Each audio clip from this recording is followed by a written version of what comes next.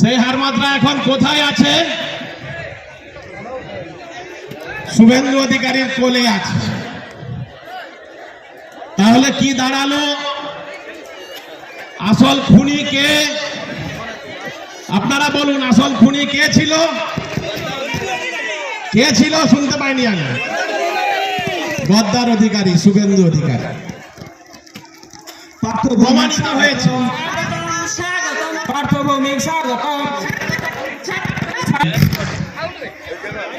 জনপ্রিয় সম্মানীয় পার্থদা, পার্থভূমির মহোদয় আমাদের মধ্যে উপস্থিত হয়েছেন। প্রস্তুত আছেন তো? খুনির বিরুদ্ধে জবাব দেওয়ার জন্য প্রস্তুত আছেন তো? 2026 সালে উৎখাত হবে তো গদ্দার অধিকারী? উৎখাত হবে গদ্দার অধিকারী? কোথায় পাঠাবেন? কোথায় পাঠাবেন? নেপাল। একমাত্র হিন্দু রাষ্ট্র নেপাল। ও যে ভাষায় কথা বলে, ওর জন্য একমাত্র দেশ হচ্ছে পৃথিবীর মধ্যে, ওর জন্য সুরক্ষিত দেশ হচ্ছে নেপাল। ওর ভারতে থাকার অধিকার নেই। ও সংবিধান মানে না, ও সংবিধান জানে না, সংবিধান পড়তেও চায় না, সংবিধান মানতেও চায় না। আমাদের দেশ ভারতবর্ষ সেকুলার কান্ট্রি, এটা বুঝতে হবে, ধর্মনিরপেক্ষ দেশ। কিন্তু গদ্দার অধিকারী যে কথা বলে, ভারতবর্ষে থাকার অধিকার ওর নেই, ওকে নেপালে থাকতে হবে। পাঠাবেন তো আপনারা নেপালে? 2026 সালে গণতান্ত্রিক ভাবে পাঠাতে হবে। আমরা চোখের বদলে চোখ চাই না, আমরা ইভিএম মেশিনের মধ্য দিয়ে বুঝিয়ে দিতে চাইবো আগামী 2026-এ গদ্দার অধিকারীর শিকড় এখান থেকে উঠে নেপালে গিয়ে পৌঁছবে। প্রস্তুত আছেন তো? কি কাজ জানেন গদ্দার অধিকারী? সারাদিন কয়েকটা সেন্ট্রাল মিডিয়াকে নিয়ে ঘুরে, সারাদিন ওই বুম আর ওই লাইটে ঝলকানা, চোখের মুখে ঝিকঝিক ঝিকঝিক ঝিকঝিক করে। পয়সা দিয়ে কেনা গোলাম এরা। যেমন মোবাইলের প্রিপেড ভরা হয় জানেন তো, টক টাইম। 100 টাকা ভরলে আপনার 8 ঘন্টা কথা, 200 টাকা ভরলে 2 ঘন্টা কথা। ঠিক তেমনই এই সমস্ত সেন্ট্রাল মিডিয়াদের পয়সা দিয়ে ভরে আছে, মুখ ভরে দিয়েছে। এদের মুখ খুললে বিজেপির সুনাম, এদের মুখ খুললে তৃণমূলের দুর্নাম। পয়সা দিয়ে কেনা গোলাম কেন বলছি, আপনারা তার উত্তর দিবেন, আমি বলবো না, আপনারা বলবেন। এই সেন্ট্রাল মিডিয়ারা দিনকে রাত করে, রাতকে দিন করে। কেন বলছি? 2016 সালে এই সমস্ত কমার্শিয়াল মিডিয়া, বাজারি পত্রিকা কি বলেছিল এরা? 2016 সালে জোট ক্ষমতায় আসবে, মানে কংগ্রেস সিপিএম তখন জোট ছিল 2016 সালে, তাদেরকে ক্ষমতায় এনে দিয়েছিল এই সমস্ত সেন্ট্রাল মিডিয়ারা। কি দেখলাম? ইভিএম মেশিন যখন খোলা হলো, আমরা তৃণমূল কংগ্রেস ক্ষমতায় এলাম। 2021 সালে এই সেন্ট্রাল মিডিয়া সুমন সহ এরা টিভিতে বসে বসে সারাদিন কুৎসা করে করে, অপপ্রচার করে টিভিতে বিজেপিকে 200-র বেশি আসন পাইয়ে দিয়েছিল। টিভিতে বসে বসে সাধারণ মানুষ একটু বিভ্রান্ত হয়েছিলেন, বাংলার মানুষ, কিন্তু তারা জানে সঠিক সময় ইভিএম মেশিনের ইভিএমের বোতামটা কখন টিপতে হবে আর কোথায় টিপতে হবে। জোড়া ফুলের ছবির পাশে ইভিএম এর বোতামটা টিপে টিপে টিপে টিপে কালো হয়ে গেছে সারা বাংলায়। তৃতীয়বারের জন্য মুখ্যমন্ত্রী হলেন মমতা বন্দ্যোপাধ্যায়। অ্যাকচুয়ালি গদ্দার অধিকারী আমাদের জন্য পয়া, জানেন তো? যা থেকে গেছে তৃণমূল ছেড়ে এই বর্জ্য পদার্থ, আমাদের তত থেকে আসন বাড়ছে, সমস্ত জায়গায় জয়ের সিটও বাড়ছে। দেখছেন না 2021 সালে আমাদের কত সিট বাড়ছে? 2016 থেকে বেশি।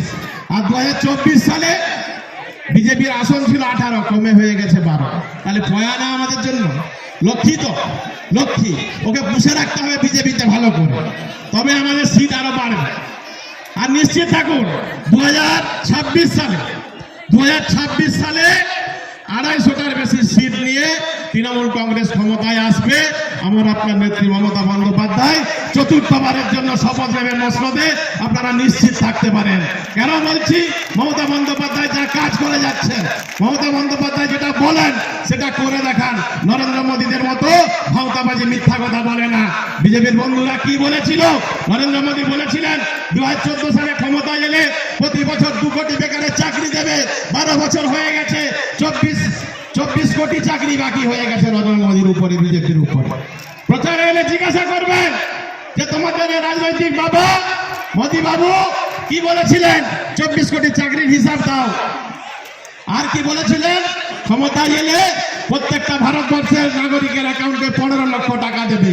আমার কথা নয়, আমাদের দলের কথা নয়, এটা নরেন্দ্র মোদী বাবু নিজে মুখ থেকে বলেছিলেন।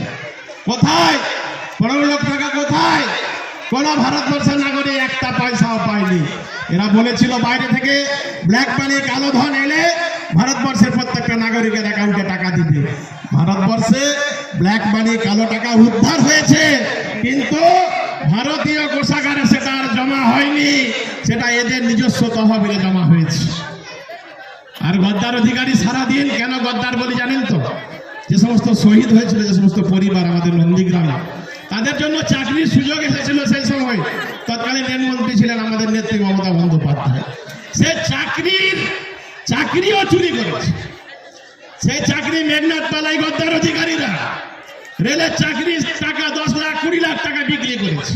শহীদ পরিবারের চাকরির সুযোগের টাকাটা, সেটাও সেই চাকরিটাকেও বিক্রি করেছে। এই জন্যই গদ্দার বলা হয়।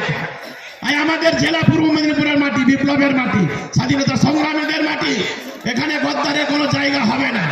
আপনারা নিশ্চিত থাকতে পারেন, আগামী 2026-এ গদ্দার অধিকারী যেখানে দাঁড়াবে, পশ্চিমবঙ্গের যেখানে দাঁড়াবে, এবং আমাদের জোড়াফুল যে থাকবে, জোড়াফুলের যেই প্রার্থী হোক না কেন, গদ্দার অধিকারীকে হারাবে হারাবে হারাবে, আপনারা নিশ্চিত থাকতে পারেন।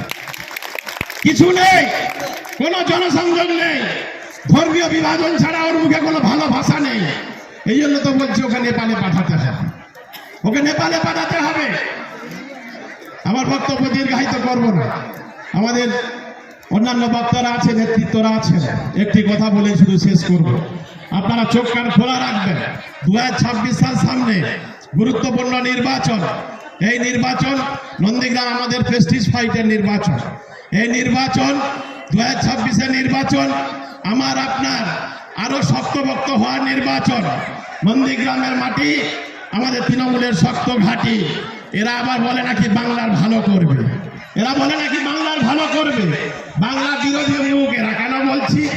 দিল্লিতে যারা বাংলার প্রতিনিধিত্ব করতে যান, সংসদে যারা প্রতিনিধিত্ব করতে যান, বিজেপির যে সমস্ত বন্ধুরা, আমাদের বাংলার বকেয়া 2 লক্ষ কোটি টাকা বকেয়া আছে, কোনোদিন একটা কথা উচ্চারণ করে না পার্লামেন্টে।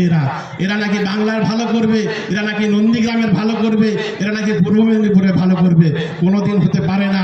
যারা বাংলার মানুষের কথা ভাবে না, যারা নিজস্ব এলাকার মানুষের কথা ভাবে না, তারা কোনোদিন কারো ভালো হতে পারে না। তাই এই মুখগুলোকে চিনে রাখুন। বাংলা বিরোধী মুখের সঙ্গে আর আগামীতে লড়াই হবে। এদের কাছে কি আছে? সিবিআই আছে, ইডি আছে, ইনকাম ট্যাক্স আছে, এনআইএ আছে, বহিরাগত গুন্ডা আছে, বহিরাগত পয়সা আছে, সেন্ট্রাল ইলেকশন কমিশন আছে, সেন্ট্রাল ফোর্স আছে। এই সমস্ত জিনিস এদের কাছে আছে। আর চেটুয়াল মিডিয়া আছে, আর হাতাতড়ি পদ্ম আছে এদের সঙ্গে একসঙ্গে। আরো কয়েকটা চিটচিট করে কয়েকটা সংগঠন গুড়গুড় করছে, যাদেরকে কিনে এরা বাজারে নামিয়েছে। এই সব মেকানিজম একদিকে, আর একদিকে থাকবে নেত্রী মমতা বন্দ্যোপাধ্যায় একা। সেটাই ভারী পড়বে এত কিছু ইনস্ট্রুমেন্টের উপরে। আপনারা নিশ্চিত থাকতে পারেন, 2021-এর নির্বাচনে আমরা যেমন জিতেছি, 24-এও ফল ভালো হয়েছে আমাদের, 26-এ আরো ভালো ফল হবে। এইটুকু আহ্বান করে উপস্থিত সকল সম্মানীয় ব্যক্তিত্বকে আমার পক্ষ থেকে আন্তরিক শুভেচ্ছা, অভিনন্দন, ধন্যবাদ জানিয়ে আমার নিবেদন শেষ করছি। জয় হিন্দ, বন্দে মাতরম। নেত্রী মমতা বন্দ্যোপাধ্যায় জিন্দাবাদ, আমার প্রিয় নেতা অভিষেক বন্দ্যোপাধ্যায় জিন্দাবাদ, সর্বভারতীয় তৃণমূল কংগ্রেস জিন্দাবাদ, সকল নন্দীগ্রামবাসী জিন্দাবাদ। সকলে ভালো থাকবেন, সুস্থ থাকবেন। ধন্যবাদ।